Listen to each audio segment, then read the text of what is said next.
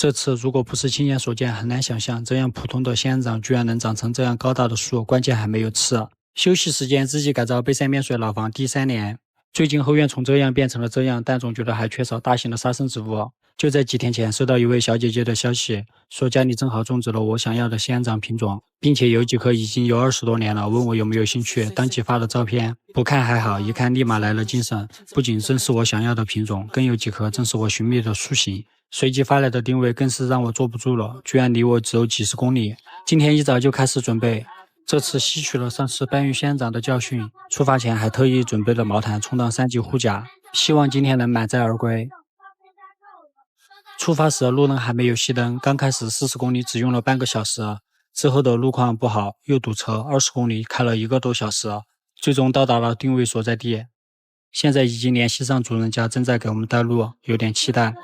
总算是看到了，数量还不少。数量虽说比较多，但年份够老且树型好的也就只有几棵，并且因为没有管理，很多都有断裂的情况。几年买的那个？我30多岁就买了的了。30多岁？哦，只有20多年。20多年噻。现在树看好了，价格也谈妥了，却面临一个难题，怎么搬运？只有2条路，刚来这条虽然近，不仅要爬坡，路也很窄，搬运肯定不好走。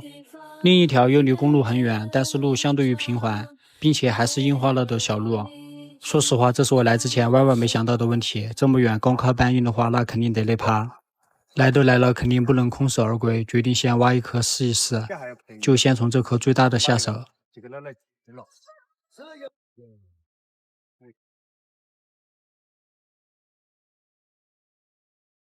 这次为了减轻负担，多的枝干以及嫩气的叶片都得修剪掉，因为即便是现在保留，这么远的距离运输回去也会像上次那样断裂，更何况等会儿还有一段小路要走。树根的土球也尽可能的留少一点，这类型的植物养过的都应该清楚，很容易成活，就连掉落在地面的叶片也能生根。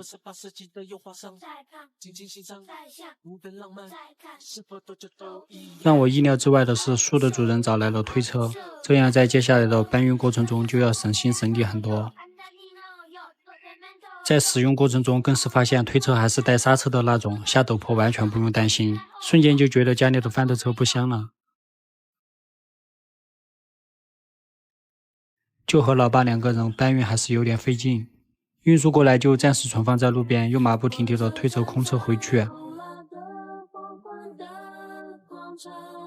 刚刚大概算了一下，这样一棵树一套流程下来就得用掉40分钟，挖树可能只需要10多分钟就行，但是搬运来回就得花掉20多分钟，所以大多数时间都用在路上。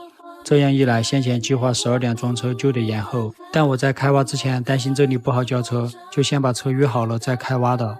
就在刚刚，货车师傅已经打电话说他在来的路上了。没想到第2次搬运让我解锁推车的电动功能，这样在回程的路上又轻松了很多。这时主人拿来自己家种的沃柑，这也是今年吃过最甜的橘子。选的第3颗和第1颗有点类似，都是树形的。在挖树的过程中聊天才了解到，原来树的主人之前也是听广播宣传买来种的。97年的时候，当时买叶片就花了4000块钱，种了1片地。当时广播宣传说的很好，会回收之类的，后来不知道什么原因就没了下文。之后为了种庄稼，大面积挖掉了，只留下了这几棵。现在大家看到这一片，除了少数几棵木质化是之前买叶片种保留下来的，其余大多数都是之后叶片扦插以及大风吹断形成的，这么多年才长成现在看到的这一片。有的看起来虽然高度差不多，但实际看树干木质化程度就能分辨出年份的差别。话说97年4000块钱在农村修2间房应该没问题吧？挖到第5颗的时候已经到中午了，货车师傅也到了，就叫上一起先把午饭吃了再做打算。今天也借此机会刚好让女儿体验了一次我小时候的快乐。树的主人非常热情，早早就安排上了午饭。吃过午饭又选了2颗，一共7颗，院子应该足够了。这种植物结果就是这样粉色的。最后1颗选的是一根双杆形状，搬运有点困难，并且在中途不小心碰断了一节枝干，里面的成型物不知道是什么，不像是虫卵，因为表皮以及周围都是完好无损的，更像是自然生长在里面的。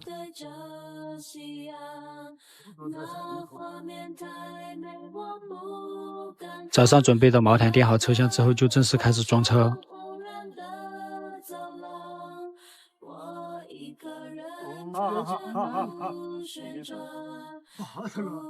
之所以会选择这个品种的仙人掌，不仅是因为树干可以像树木那样木质化，更重要的是树干和老叶不会有刺，不然搬运真的很费劲。存放也只能一头一尾的交叉重叠，不然根本放不下契壳。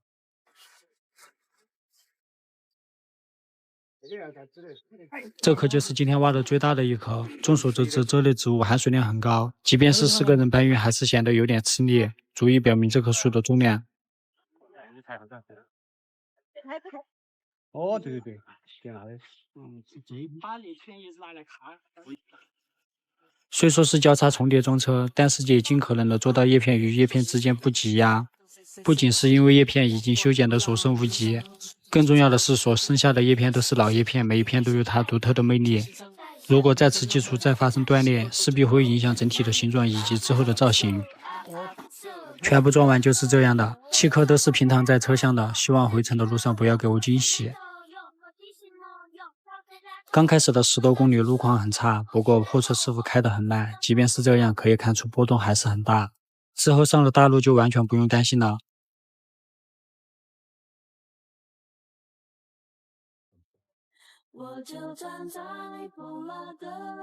刚到院子就迫不及待上车查看情况，这次还好，没有什么损伤。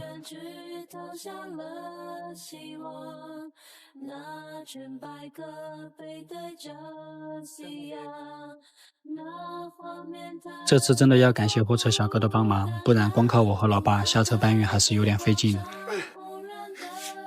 等会儿得吃。帮老板，你那边。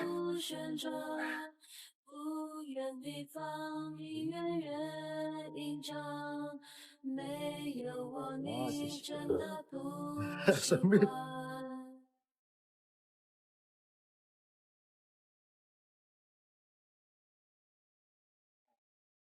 你看，看到了。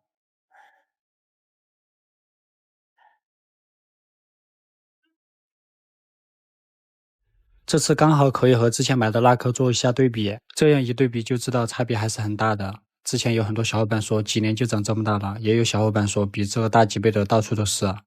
我只想说比大小还要同品种才行，带刺的品种我相信比这大的比比皆知。但是就这个品种40-50年的国内真不多，不信你可以网上查一下这个品种是什么时候引进到国内的。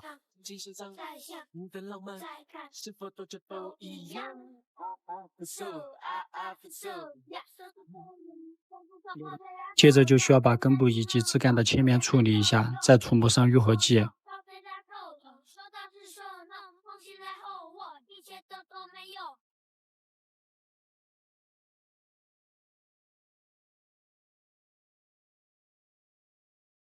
这次我准备涂抹愈合剂之后再连根半个月才种，因为根部的切面有点大，如果没有愈合的情况下就种下，不仅容易烂根，还会影响到新根的生长，百害而无一益。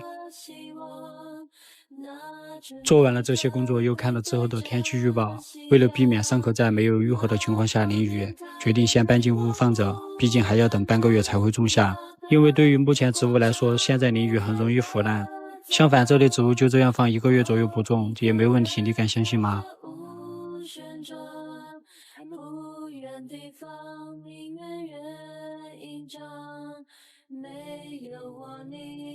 这棵就是今天挖的最大的一棵了，2个人搬运有点费劲，就放在玻璃阳台的下方，这个位置下雨也不会淋着。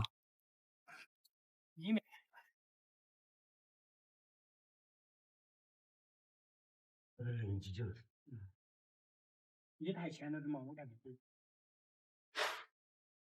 最后给大家看看这7棵目前修剪完之后的形状。